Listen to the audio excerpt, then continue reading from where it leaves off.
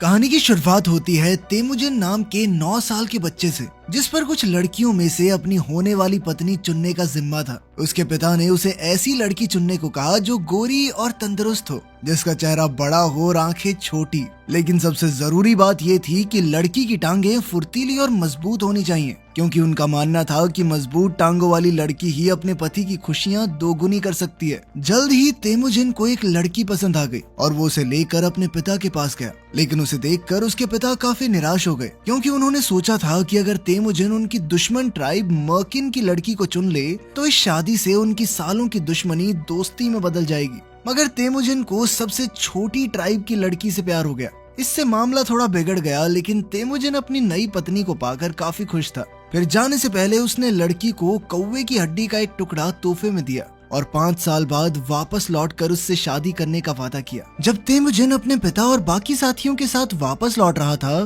तो रास्ते में जबरदस्त तूफान आ गया, जिस वजह से उन्हें गुफा में पनाह लेनी पड़ी। असल में मंगोल लोगों का मानना था कि तूफान देवताओं के नाराज होने का संकेत है। खैर, तूफान खत्म होने के बाद वो अपने रास्ते पर आगे बढ़े, पर जल्द ही उनका सामना एक और खतरनाक ट्राइब से हुआ। मंगोल राज्य के कानून के मुताबिक जहाँ आसपास पानी हो वहाँ खून बहाना मना था। अब दोनों तरफ के लोग बड़े चौकन्ने होकर एक दूसरे को देख रहे थे, पर किसी ने पहला कदम नहीं उठाया। कुछ देर बाद सामने वाली ट्राइब का एक आदमी दूध का कटोरा लेकर आया और शांति का हाथ बढ़ाया। तब तेमुजिन के पिता ने बदले में 1 कप वाइन और 1 प्लेट सूखा हुआ मांस वापस भिजवाया। लेकिन तेमुजिन के पिता के साथियों ने उसे ये दूध पहले एक गुलाम को पिलाने को कहा, क्योंकि उन्हें इस ट्राइब के इरादे कुछ ठीक नहीं लग रहे थे। लेकिन तेमुजिन के पिता इसके लिए नहीं माने। तेमुजिन के पिता ने अपना भरोसा दिखाते हुए एक ही बार में पूरा कटोरा पी लिया। मगर वो क्या जानते थे कि सामने वाली ट्राइब के लोग कितने चालबाज हैं। बाद में वो अपने सफर पर थोड़ी ही दूर पहुंचे थे कि तेमुजिन के पिता अचानक जमीन पर गिर गए और शरीर में जहर फैलने की वजह से उनकी मौत हो गई। ये देखकर एल्टान नाम का एक आदमी दुखी होने की बजाय हंसने लगा। तब 9 साल के तेमुजिन ने गुस्से में उस पर अपना कोड़ा चला दिया। मगर अब उसके पिता की मौत के बाद जल्द ही एल्टान बगावत करके ट्राइब का सरदार खुद बन गया।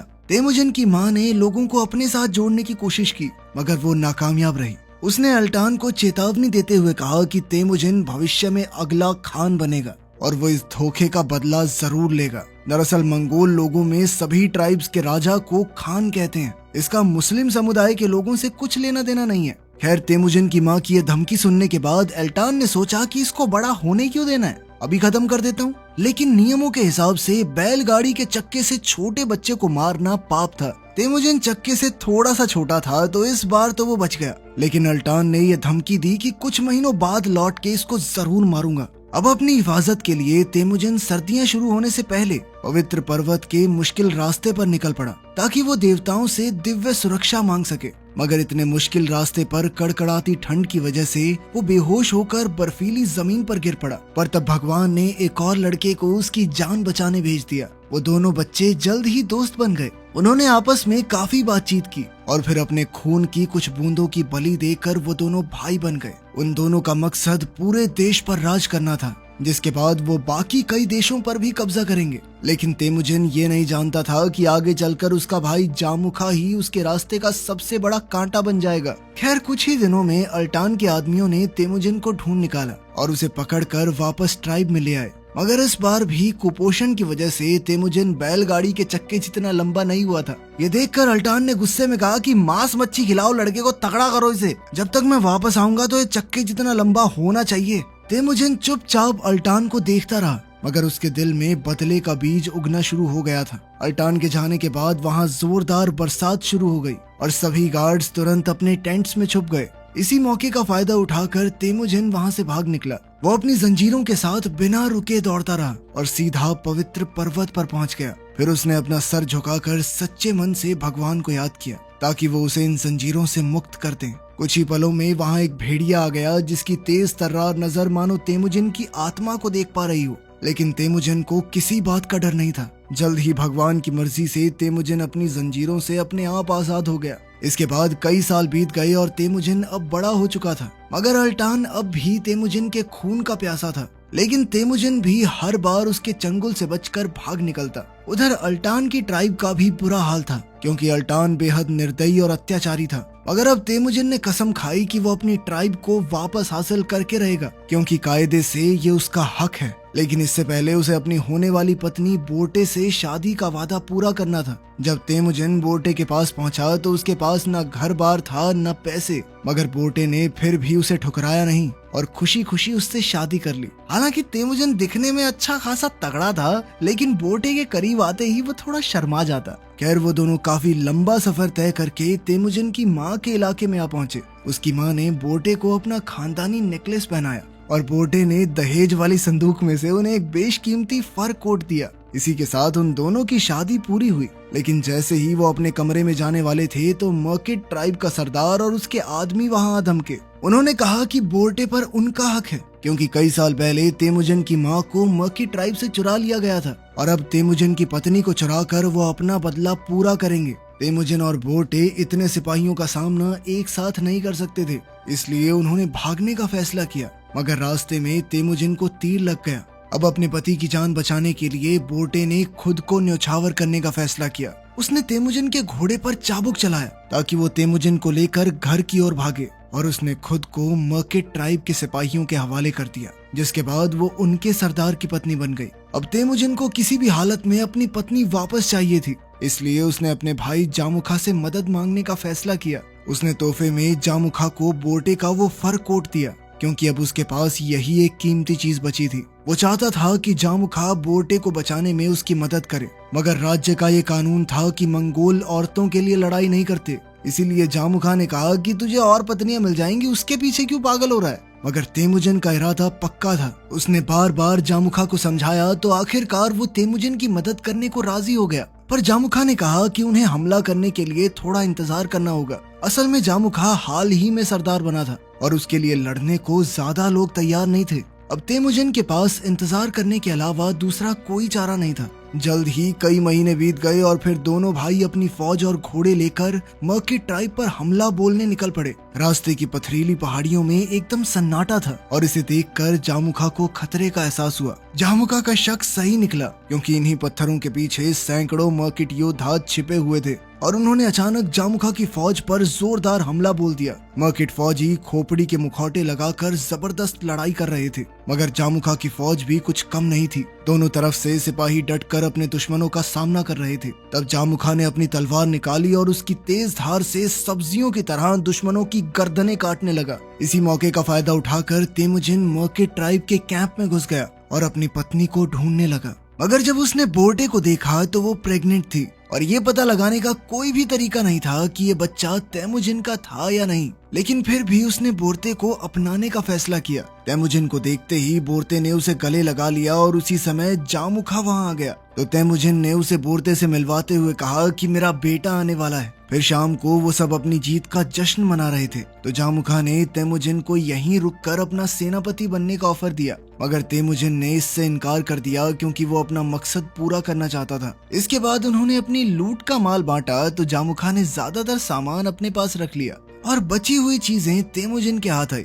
तब तेमुजिन के सिपाहियों ने उन चीजों में से एक तलवार ढूंढकर उसके सामने पेश की और फिर उससे पूछा कि वो बाकी के सामान का क्या करना चाहता है। तब तेमुजिन ने लूट का सारा माल अपने सिपाहियों में बांट दिया जिन्होंने इस युद्ध में उसका साथ दिया था, और साथ ही उसने शहीद हुए फौजियों के परिवारों के लिए भी मुआवजे का ऐलान किया। उसने वो तलवार भी खुद नहीं रखी बल्कि अपने सबसे काबिल सिपाही को तोहफे में दे दी, जिसके बाद उसने सबका दिल जीत लिया। तेमुजिन की दरिया दिली ही आगे चलकर उसे सबसे महान मंगोल बादशाह बनाने का कारण बनी। मगर वो कहते हैं ना कि दो शेर एक इलाके के राजा नहीं हो सकते। अगली सुबह जामुखा को पता चला कि तेमुजिन उसे बिना अलविदा कहे ही चला गया और साथ ही उसके दो सबसे काबिल सिपाही भी उसके साथ चले गए। इससे जामुखा गुस्से से आग बबूला हो उठा और अपने घोड़े पर चढ़कर उनके पीछे निकल पड़ा। जल्द ही वो तेमुजिन के कारवां के पास पहुंचा तो उसने तेमुजिन से पूछा कि वो बिना कुछ कहे क्यों चला आया, और सबसे बड़ी बात, तुम मेरे सिपाहियों को अपने साथ क्यों लेकर आए हो। मगर जो लोग अपनी मर्जी से उसके साथ आए थे, तेमुजिन का उन्हें लौटाने का कोई इरादा नहीं था। ये देखकर जामुखा के छोटे भाई को गुस्सा आ गया और उसने हमले के लिए अपना चाकू निकाल लिया, पर उस समय जामुखा ने उसे रोककर शांत रहने को कहा। हालांकि जामुखा तेमुजिन के बर्ताव से काफी नाराज था, पर फिर भी उसने उसे जाने दिया और इसी के साथ दोनों भाइयों की आपसी दुश्मनी की शुरुआत हुई। खैर, इस तरह कई महीने बीत गए और एक दिन जामुखा का छोटा भाई तेमुजिन से बदला लेने के इरादे से उसके कैंप में घुस आया। वो तेमुजिन के युद्ध के घोड़े चुराने आया था, लेकिन अचानक तेमुजिन के सिपाहियों ने उस पर तीर चलाकर उसे मौत के घाट उतार दिया। जब उस फौजी को एहसास हुआ कि उसने कितनी बड़ी गलती कर दी है, तो वो सीधा जाकर तेमुजिन के पैरों में लेट गया और कहा कि वो जामुखा के पैरों में अपना सर काट कर रख देगा ताकि दोनों ट्राइब्स में शांति बनी रहे। मगर अब तेमुजिन को समझ नहीं आ रहा था कि उसे क्या करना चाहिए। उसके सिपाही ने कुछ जानबूझकर तो नहीं किया, वो तो बस अपना काम कर रहा था। साथ ही उसकी पत्नी ने कहा कि उसने पूरी जिंदगी अपने लोगों के लिए काम किया, लेकिन अगर उसने अपने फौजी को जामुखा के हवाले कर दिया तो क्या लोगों के दिलों में उसके लिए इज्जत रह जाएगी। ये बात सुनकर मानो तेमुजिन की आंखें खुल गई। वहीं दूसरी ओर जब अल्टान को जामुखा के भाई की मौत की खबर मिली तो उसने जामुखा के पास जाकर आग में घी का काम किया। अब जामुखा के सर पर खून सवार था और उसने अपने भाई की मौत का बदला लेने की कसम खाई। जल्द ही अल्टान ने जामुखा के साथ हाथ मिलाकर तेमुजिन के खिलाफ जंग का ऐलान कर दिया। अब तेमुजिन के लिए अपनी जनता की हिफाजत सबसे ज्यादा जरूरी थी, इसलिए उसने बच्चों, औरतों और बूढ़ों को सुरक्षित जगहों पर जाने को कहा। बिछड़ने से पहले तेमुजिन की पत्नी ने उसे अपनी एक निशानी दी और उसके सही सलामत लौटने की प्रार्थना की। अब तेमुजिन की फौज के सामने 20 गुना सिपाहियों की फौज खड़ी थी, लेकिन उसे देखकर किसी ने भी तेमुजिन का साथ नहीं छोड़ा।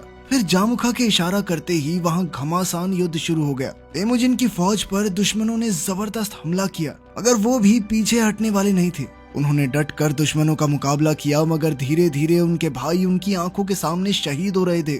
ये देखकर तेमुजिन का खून खौल उठा, पर जल्द ही दुश्मन फौजियों ने उसे चारों ओर से घेर लिया और ये उसकी जिंदगी की पहली और आखिरी हार थी। आखिरकार जामुखा ने अपने पुराने भाईचारे को याद रखते हुए तेमुजिन की जान नहीं ली, बल्कि उसे एक व्यापारी को गुलाम के तौर पर बेच दिया। इसके बाद तेमुजिन उसका गुलाम बनकर शिया डायनेस्टी के राज्य में आ पहुंचा। जैसे ही उन्होंने सरहद पार की तो वहां के सेनापति की नजर तेमुजिन पर पड़ी।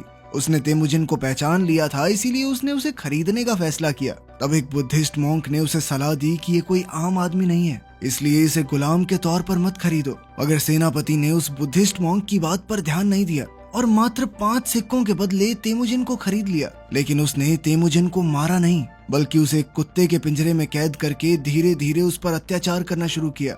मगर वो सेनापति ये नहीं जानता था कि उसकी ये गलती आगे चलकर उसके पूरे राज्य को तबाह कर देगी। सच तो ये था कि ये गुलाम भविष्य में दुनिया का सबसे बड़ा साम्राज्य खड़ा करने वाला था। खैर, इस पिंजरे में तेमुजिन को जानवरों की तरह रखा जाता और राजमहल के लोग उसका मजाक उड़ाते थे। वो उसे खाना भी ढंग से नहीं देते थे, यहाँ तक कि वहाँ के असली कुत्ते भी उससे बेहतर खाना खाते थे। मगर तेमुजिन ने अपने मन में शांति रखी। वो अपनी छोटी छोटी आंखों से आसपास की सभी चीजों को गौर से देखता रहता। उस समय एक पुजारी ये सब देख रहा था। उसने जाकर तेमुजिन से माफी मांगी और गुजारिश की कि भविष्य में जब तेमुजिन इस राज्य पर हमला करेगा तो यहाँ के मंदिरों को कोई नुकसान न पहुँचाए। असल में ये पुजारी जानता था कि भविष्य में क्या होने वाला है। तब तेमुजिन ने कोई जवाब नहीं दिया और अपनी पत्नी की दी हुई निशानी उस पुजारी के हाथ में रख दी और इसे उसकी पत्नी तक पहुँचाने को कहा। अपने धर्म की रक्षा के लिए वो पुजारी अकेला ही तपते रेगिस्तान के लंबे सफर पर निकल पड़ा। बहुत दूर तक चलने के बाद आखिरकार वो इतनी गर्मी बर्दाश्त नहीं कर सका और अपनी मंजिल तक पहुंचने से कुछ दूर पहले ही मर गया। तभी अचानक पोटे की आंख खुली और उसे कुछ महसूस हुआ, इसीलिए वो अपने बच्चे के साथ तेमुजिन को ढूंढने बाहर निकल गई। रास्ते में उसे पुजारी की लाश मिली जिसके हाथ में उसकी दी हुई निशानी थी और वो समझ गई कि तेमुजिन अभी भी जिंदा है। फिर उसने एक कारवां का रास्ता रोका और उसके साथ शिया डायनेस्टी के राज्य की ओर निकल पड़ी। आखिरकार कई सालों बाद बोटे अपने पति से फिर मिली। इस समय तेमुजिन भूखमरी से सूखकर कांटा हो चुका था और उसकी त्वचा धूप और हवा की चपेट में आने से बिल्कुल एक पेड़ की खाल की तरह खुरदरी हो गई थी। उसे देखकर बोटे की आंखें भर आई, पर अभी रोने का समय नहीं था। जैसे ही रात हुई तो उसने गार्ड को चांदी के सिक्कों की रिश्वत देकर तेमुजिन को रिहा करवा दिया। आखिरकार वो अपने राज्य में लौट आया जहाँ उन्होंने एक अच्छे भविष्य की कामना की। मगर अब वहाँ का इलाका पहले जैसा हरा भरा नहीं था, बल्कि मंगोलिया में हो रही जबरदस्त लड़ाइयों की वजह से अब सब कुछ एक बंजर जमीन में बदल चुका था। अब तेमुजिन एक बार फिर से पवित्र पहाड़ पर देवताओं की पूजा करने गया ताकि उसे दिव्य शक्तियां मिल सकें। उसी समय वही भेड़िया उसके सामने आया जिससे वो 10 साल पहले मिला था। तब तेमुजिन ने उसके सामने पूरी दुनिया का सबसे बड़ा साम्राज्य बनाने की कसम खाई और अगले कुछ सालों में ही उसने अपना ये मकसद पूरा भी कर लिया। अलग अलग जगहों से महान योद्धा उसके साथ जुड़ने आए और देखते ही देखते 10,000 सिपाहियों की सेना खड़ी हो गई। अब वो जामुखा के लिए सबसे बड़ा खतरा बन चुका था। हालांकि जामुखा की सेना तेमुजिन की सेना से 2 गुनी थी, और वो जामू नदी पर हमले के लिए तैयार थे। मगर तेमुजिन को किसी तरह का कोई खौफ नहीं था। उसे पूरा यकीन था कि भगवान उसके साथ हैं और उन्हें कोई नहीं हरा सकता।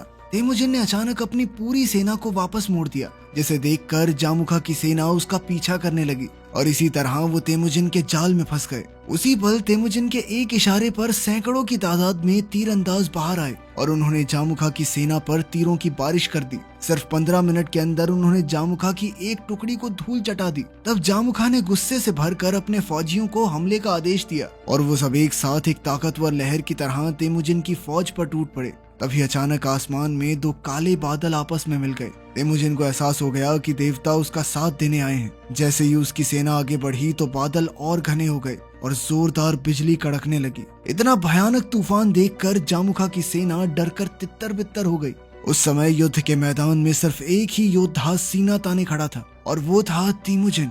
जैसे ही उसने अपनी तलवार निकाली तो उसकी तेज चमक देखकर उसके सिपाहियों को लगा कि जैसे खुद भगवान उनकी रक्षा करने आए हैं और वो पूरे जोश के साथ अपने दुश्मनों का खात्मा करने दौड़े। आखिरकार इस युद्ध में तेमुजिन की जीत हुई और वो मंगोल साम्राज्य का बादशाह बन गया। अब राज्य के कानून के मुताबिक युद्ध के बाद सभी गुलामों और दुश्मन सिपाहियों को मौत के घाट उतार दिया जाता था ताकि विजेता का परचम लहरा सके। मगर तेमुजिन ने ऐसा नहीं किया, बल्कि उसने सभी गुलामों और फौजियों की जान बख्श दी, उन्हें अपनी सेना में शामिल कर लिया। उसकी दरिया दिली और नए कानूनों की वजह से लोगों के दिलों में उसकी जगह बन गई। अंत में जब वो अपने खेमे में लौटा तो उसका सामना जामुखा से हुआ। उसने आज तक जामुखा को कभी अपना दुश्मन नहीं समझा था, इसीलिए उसने जामुखा को रिहा कर दिया। फिर साल 1206 में जब तेमुजिन 44 साल का हो चुका था तो उसने पूरे मंगोल साम्राज्य को जोड़ दिया और फिर अपनी फौज के साथ शिया डायनेस्टी के राज्य पर हमला करने निकल पड़ा। मगर उसे पुजारी से कई साल पहले किया हुआ अपना वादा याद था,